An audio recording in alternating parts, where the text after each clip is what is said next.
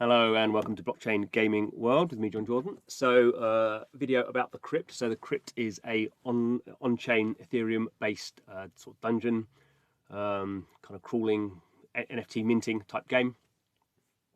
So the first chapter ran last month, and basically they're going to run a chapter a month. That's the current plan. So we have in 3 days' time. We are going to be having chapter 2, more loot. So the first chapter, you had to have a loot NFT. So loot NFTs, I think about 2 ETH at the moment. So what's that? About $5,000. Sort of fairly expensive asset if you don't have one already.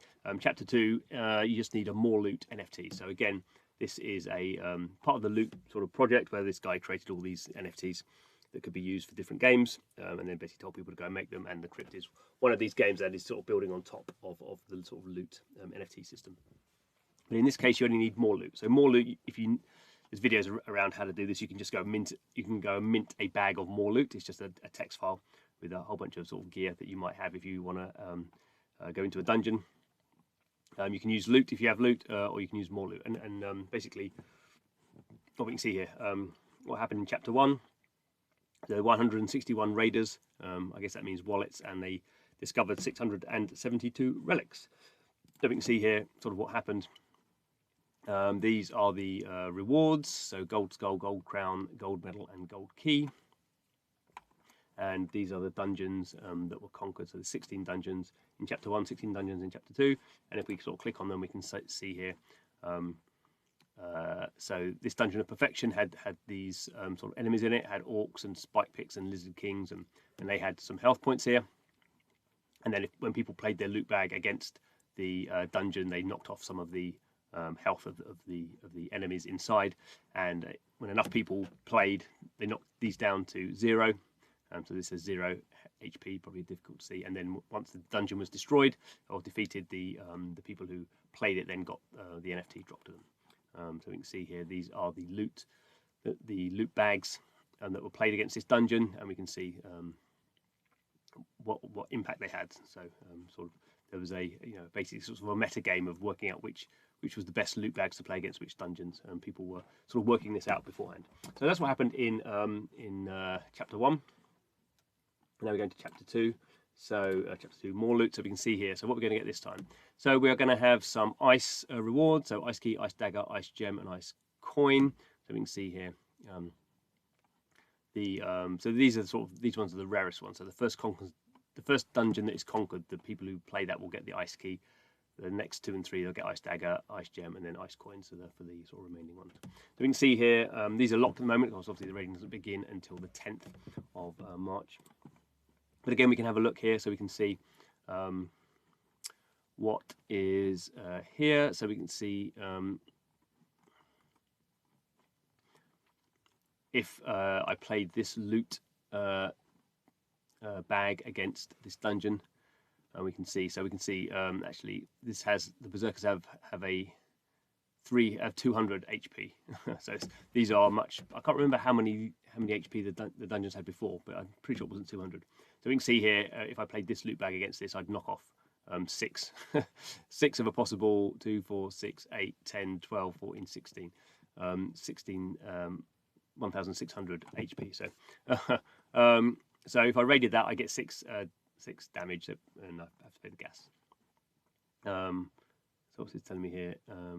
Okay, so if I took 6, assuming I played this one, when the time comes, I'm going to take 6 damage, and that's going to get me 1 relic. If I had something that had more than 12 hit points there, I would get 3 relics. So you can kind of see the sort of risk reward sort of mechanic here.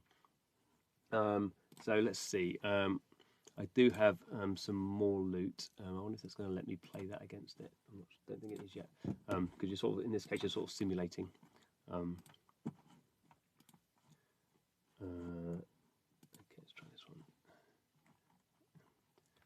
Okay, so this loot bag is not available to play against this. So it says go. So it's basically go to best loot. What's that going to do? It's going to have a think. Obviously, I've attached my wallet. I don't know if that's going to do anything. Okay, maybe leave that one. Let's try one more. Let's try this one. That's the same one, isn't it? But in this case, this loot bag only knocks off 3 damage. So in that case, I wouldn't get. There's no point in me doing that because I wouldn't get any relic. I wouldn't get any rewards for doing that. So that's basically the game. It is a sort of very on-chain heavy sort of experience, and it's a sort of interesting way of sort of building out a sort of community who have these assets and allowing them to do something. Let's maybe have a quick look. Let's see. So if we go here, we can see these are the reward relics from the game. So we can see here there are 655 of these items were claimed from the chapter 1. We can see here not many of them for sale, so we can have gold key is 0.1 ETH, so it's at $250-ish. So there's only actually of these items, only 3 of them are for sale. There has been a bit of activity actually. I noticed there's been so in the last day there's been two sales. Someone sold a whole bunch of medals at a massive discount. So people are sort of bundling these up, and the gold crown sold 8 hours ago. But there's been it's a month ago when the chapter 1 finished. We can see here someone bought that for 0.5 ETH. So there is some trading going on there. Not an enormous amount, 4 ETH worth of trading, but the game's just getting started. So we'll kind of see where it goes. I think it's an interesting project. I to admit I am sort of involved as an advisor. So that's one of the reasons I'm interested. But it is building. Loot is an interesting project in general. It's good to see sort of live games sort of coming out of it.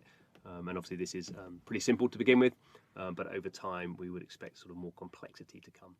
And obviously these assets are being created, and there are various plans for how these assets will be useful in future games. So we will wait and see what happens. But anyway, so 10th of March is when the chapter 2 goes live against these much harder dungeons. So we will see whether they get beaten. Probably won't be beaten in 15 minutes like they were last time, but that's the experiment. Anyway, thanks for watching. This is Blockchain Gaming World, spending our time deep in the dungeon of blockchain gaming. So please subscribe to the channel if you're interested in that. Thanks for watching, and see you next time.